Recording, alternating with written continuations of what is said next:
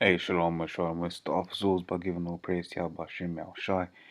Double on his apostle GMS and honesty, brothers doing the work in truth, war, sincerity. I just want to do another quick one. I'm still trying to do this other video that I wanted, but I saw something else. Spirit was like, let's do a video on this, and that's was uh was the law kept in the New Testament? And the answer is yes, it was. Right, so you got all these guys who be talking about, you don't need to keep the law, but that's not true, right? The law didn't come to destroy the law. He came to fulfill it. I don't know if I've got that here as a precept. Hold on. Oh, shit. I haven't got it as a precept, so let me just load that up real quick. Alright, it says Matthew 5 and 17. Right, it says Matthew 5 and 17 is, go away. Think not that I am come to destroy the law or the prophets. I'm slow. I just don't have my heard something. It says, think not that I am come to destroy the law or the prophets. I have not come to destroy but to fulfill. Yeah, the Lord Yahweh came to fulfill all that was written of him from before. Right? Because that's when the scriptures are referenced to as the law and the prophets. In some instances where the law being the books of the law, books of the prophets, and you also got the books, the history in there as well. So the Lord wasn't there to destroy any of that. He wasn't there to change it. Right? He was there to what do you call it, to fulfill things that were written of him. Right? Because when you read other scriptures, talks about this is the one whom the law basically said that we would that it said in the law would come.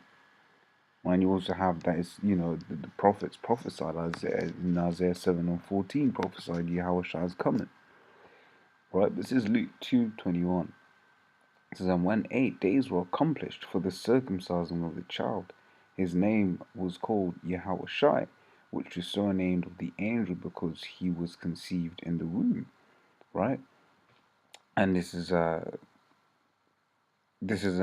Hebrew law where basically for woman's has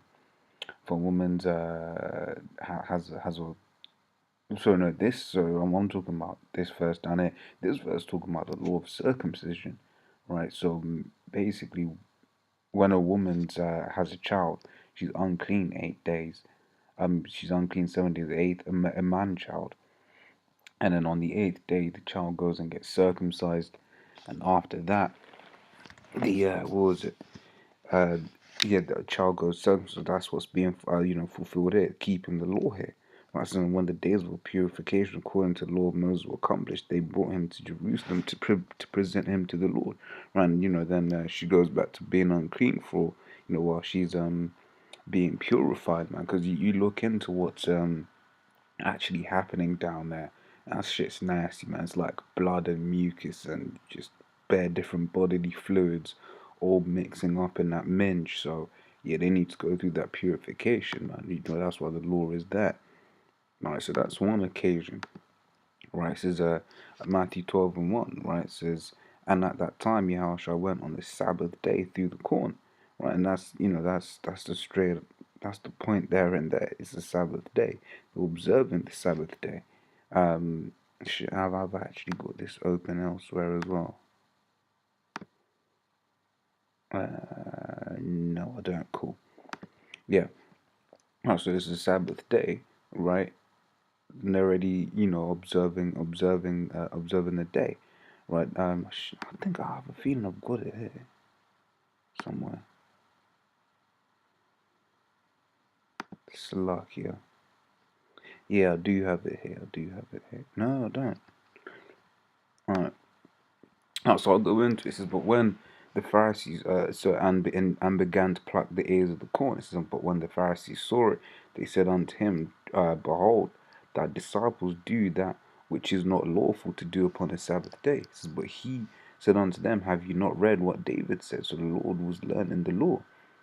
This what David did, right, when he was an hungered, and they that were with him, how he entered into the house of the Most High and did eat of the showbread, which was not lawful for him to eat, neither for them which were with him, but only for the priests? Or have you not read in the law how on the Sabbath day the priests in the temple profane the Sabbath and are blameless?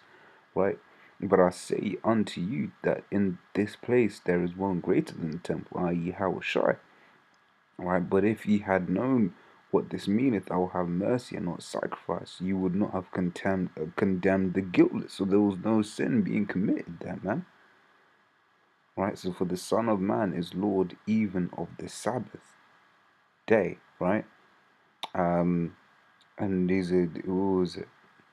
It goes down here. So what man shall there? So verse 11. And he said unto them, what man shall there be among you that shall have one sheep, and if it fall in a pit on the Sabbath day, will he not lay hold on and lift it up? Basic common sense. Your sheep falls in, you're just gonna leave it there, right? There's another example as well. I forgot where it is. It's in another version of the scripture, where it basically talks about I won't get it in fact, but it basically talks about if if you've got to circumcise your child on the Sabbath day, you're not gonna do it. You see what I'm saying? You've got to do it. You've got to circumcise your child on that 8th day, whether it's a Sabbath or not. Alright, so Lord basically once again talking about upholding the law, right? This is Matthew 14:4 says, for John said unto him, it is not lawful for this. 14:3, for Herod had laid hold on John and bound him and put him in prison for Herodias' sake, his brother Philip's wife. For John had said unto him, it is not lawful for thee to have. But basically, Herod was committing adultery, man. And he was breaking the law. So Leviticus 18:16 says, thou shalt not uncover the nakedness of thy brother's wife.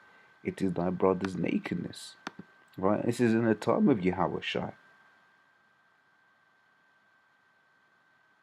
So, so what are you Christians saying then? So why didn't Yahushua say, yeah, you don't need to keep the law anymore? Right, so Matthew 22:36. He says, Master, which is the greatest commandment in the law? Right, so, Yahushua is being asked, what's the greatest commandment in the law? As Yahushua said unto him, thou shalt love the Lord thy power with all thy heart, and with all thy soul, and with all thy mind. This is the first and greatest commandment. Right, and the second is like unto it, thou shalt love thy neighbor as thyself. On these two commandments hang all the law and the prophets. Right, just basically saying the geezer came out and said, yo man, what's the greatest commandment in the law? And Yahushua broke it down to him. Why? Because on these two laws you keep the rest of the law. You love your brother, you're not gonna steal from him, you're not gonna covet, you're not gonna, kill him. Right, you love the Lord, you ain't gonna worship other gods. And you're gonna keep the rest of his commandments, because scriptures say rebellion is as the sin of witchcraft, right? So yeah. So that's another. So basically, the Lord saying, look, man, this basically keep the whole law is summarized by these two laws. So basically, you keep doing what you're doing. Is it not what you're doing? You keep following the law, right? This is John 8. And we'll start from verse 3. It says, and the scribes and the Pharisees brought unto him a woman taken in adultery, and when they had set her in the midst, they say unto him, Master, this woman was taken in adultery in the very act. Right? It says, now Moses in the law commanded us that such should be stoned, but what sayest thou? So basically trying to, what you gonna do? What you gonna do? Right? It says, this they said, tempting him, that they might have to accuse him. But Yahushua stooped down and with his finger wrote on the ground, as though he had them not, as though he as though he heard them not. Right? It says, so when they continued asking him, he lifted up his hand and said unto them, he that is without sin among you, let him cast the first stone. Now this is one of them ones that what do you call it? That then these Christians will say, oh, he without first, he without saying, cast the first stone, blah, blah, blah, basically trying to get away with their wickedness and continue in their wickedness. Right, this is another one where they don't understand what this is referencing to. Right, so then again, he stooped down and wrote on the ground. But this is saying you can't be judged for keeping the law, for breaking the law. This is not what it's saying. because that's the way they try to use it. Oh, you can just do what you want. Don't judge me. You can't, you can't condemn me for it. So then again, he stooped down and wrote on the ground, and they which heard it began being convicted by their own conscience, went one by one, beginning at the eldest, even unto the last. And Yahushua was left alone, and the woman standing in the midst, right? Because this is actually representative of the children of Israel. Right? It says Jeremiah 3:1. It says, they say, if a man put away his wife, and she go from him, and become another man's, shall he return unto again? Shall not the land be greatly polluted? Right, but he's talking on adultery. He says, but thou hast played the harlot with many lovers, yet return again to me, saith the Lord. Right? It says, when Yahushua lifted up himself and saw that none but the woman, he said unto her, woman, where are those thine accusers? Hath no man condemned thee? She said, no man, Lord. And Yahushua said unto her, neither do I condemn thee. Go and sin no more. Right, so they'll talk all of this stuff. They'll read the rest of this, right, and then they'll completely skip verse 11. When verse 11 clearly say, go and sin no more. And what is sin? Sin is transgression of the law, right? So you got this example. This is actually in reference to the children of Israel, right? But then you've also got what was it? Psalms 34. It's not 34. It's 23. We can do a word search.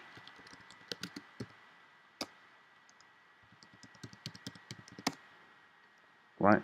32. 32 says Psalms 32:2 says. In fact, from 1 says, blessed is he whose transgression is forgiven, whose sin is covered. Blessed is the man unto whom the Lord imputeth not iniquity, and in whose spirit there is no guile. So Yahushua has the power to say, look, man, I ain't gonna condemn you for that. Yahushua has that power. Right, so he said, look, man, I ain't gonna condemn you. But then he goes on and completes it by saying, go and sin no more, i.e. keep the law. Right? This is John 5:14. Says, after Yahushua findeth him in the temple, and said unto him, behold, thou art made whole. Sin no more, lest the worst thing come unto thee. Right? This is the guy that was healed on the Sabbath day. Right, if I'm not mistaken. Oh shit! And there's another one. After this, there was a feast of Jews, and Yahushua went up to Jerusalem. Right, so Yahushua was keeping the law. Once again, right? Yeah, I'm just trying to confirm whether it's the guy that was healed on the Sabbath day or not. Yeah, it was. Yahushua said, then Jews therefore said unto him that was cured on the Sabbath day. So, like I said, it's the one I was referring to.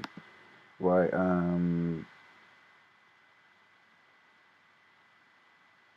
well, yeah, this is John 8:17. Another one says, it is also written in your law, written in red, that the testimony of two men is true. Right, so the Lord talks about how if you're basically got to have two witnesses, man. So once again, Yahushua is referencing the law. It says Mark 15 and why does it say 1?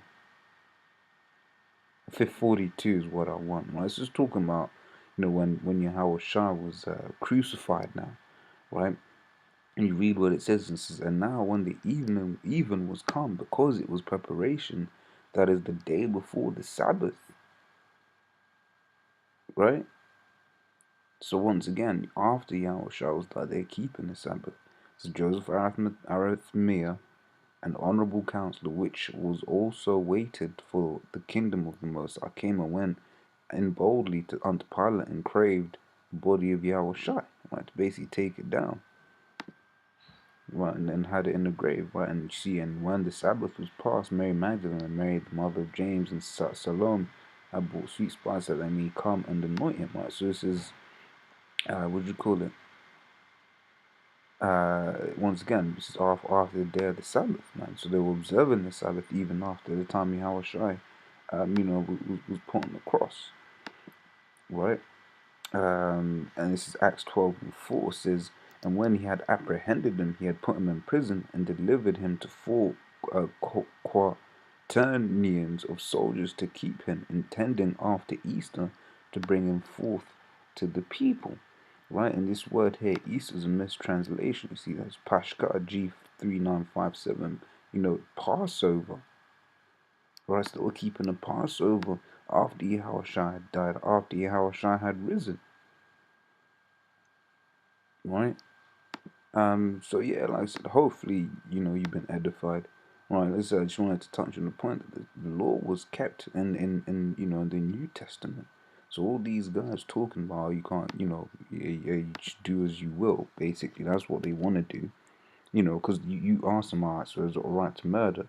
No, you can't murder. That's that you shouldn't murder. It's unlawful. Was it alright to eat pork? Yeah, it's alright to eat pork because of X, Y, Z. And you're like, but that doesn't make sense.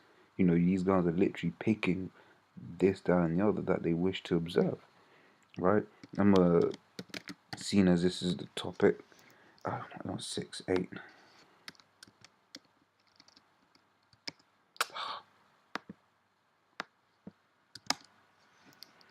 All right. This is Hebrews 8, and where am I going to start from? Start from verse 6. But now hath he obtained a more excellent ministry, by how much also he is the mediator of a better covenant, which was established on better promises. Right, this better covenant, right, is the new covenant, which it goes into, and it's referring to Yahushua. It says, for if that first covenant had been faultless, then should no place have been sought for the second, because we were doomed to go off, and the Lord has to keep his promise. The Lord promised, us, the children of Israel, that we'll have the land, the land of Israel, right? But we can't be in the land if we're going off. So the Lord basically had to find a way through Yahushua so that we can keep the law, so that He can keep His promise. Right? For it goes on to say, for finding fault with them, He saith, behold, the days come, saith the Lord, when I will make a new covenant with the house of Israel, and with the house of Judah. And this is referencing the northern tribe and the southern tribe, according to the covenant that I made with their fathers in the day when I took them out of the land to lead them out of the land of Egypt. I'm not giving you reference that it's only talking about Israel, because they continued not in my covenant, and I regarded them not, saith the Lord. For this is the covenant that I'll make with the house of Israel after those days, saith the Lord. I'll put my laws into their mind and write them in their hearts, and I'll be to them a God, and they shall be to me a people. So when we will when we're in the kingdom, the laws are gonna be in our minds, and we won't have to sin anymore. It goes on saying, they shall not teach every man his neighbor and every man his brother, saying, know the Lord, for all shall know me, from the least to the greatest. Well, it's basically saying the Lord will basically, every man will know the Lord. They'll know the law. They'll keep the law. Right? Because currently in these bodies, man, we can't keep the law. You want to, but then shit happens. That's just, Paul spoke about the chains of darkness, right? But yeah, laws where you've been edified, and with that, I'm gonna say shalom.